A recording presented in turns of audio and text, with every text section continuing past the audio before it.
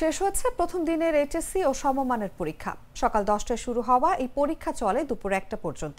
প্রথম দিনে অনুষ্ঠিত হয় বাংলা প্রথম পত্র বিষয়ের পরীক্ষা।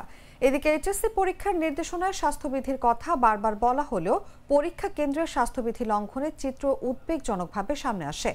অনেক পরীক্ষা কেন্দ্রে অধিকাংশ পরীক্ষার্থী মাস্ক ছাড়া কেন্দ্রে প্রবেশ করেন। একইভাবে কেন্দ্রের মূল ফটকের সামনে ও ভেতরে দায়িত্বরত কর্মকর্তা কর্মচারীদেরও মাস্ক পরতে দেখা যায়নি। অনেক জায়গায় দেখা যায়নি হ্যান্ড স্যানিটাইজারও। স্বাস্থ্যবিধি মানেননি অভিভাবকরাও।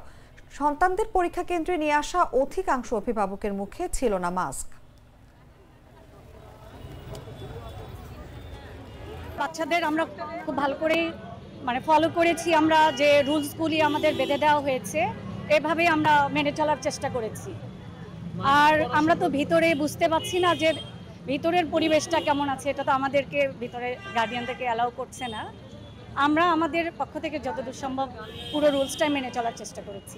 কোভিড-19 বিষয়ে যে বিষয়টা বলছেন সেটা হলো কোনো স্টুডেন্টকে আমরা মাস্ক পরে ঢুকতে দেখছি, কেউ আবার মাস্ক ছাড়াই ঢুকছে। আমি আজকে আসলে খুব ভোরে বাসা থেকে বের হয়েছি, তো ভোরে বের হয়ে এসে আমি আসলে রাস্তার মধ্যে কোনো যানজট দেখিনি অ্যাকচুয়ালি। আর কোভিডের সম্বন্ধে আপনি যেটা বললেন যে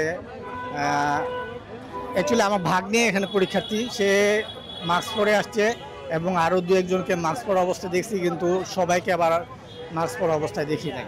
বাচ্চারা মাস্কটা হয়তো এমনি প্রচুর গরম, তারপরে মাস্ক পরে পরীক্ষা দেওয়াটা ভিতরে কি অবস্থা সেটা তো ভিতরে আর আমাদেরকে ঢুকতে দেয় নাই।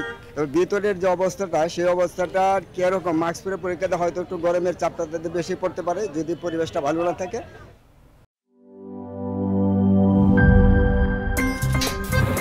আমার একটা স্মার্ট সিদ্ধান্তে 25% গ্যাসের খরচ কমেছে। ভাবছেন কিভাবে? সাধারণ গ্যাস স্টোভ বদলে আমি এনেছি আরএফএল গ্যাস স্টোভ। এর সাইন্টিফিক নজেল ও ব্রাস বার্নার ক্যাপ সমানভাবে তাপ ছড়িয়ে রান্না করে দ্রুত, তাই গ্যাসও বাঁচায় 25%, টাকাও বাঁচে 25%। আরএফএল গ্যাস স্টোভ নিরাপদ ও গ্যাস সাশ্রয়ী।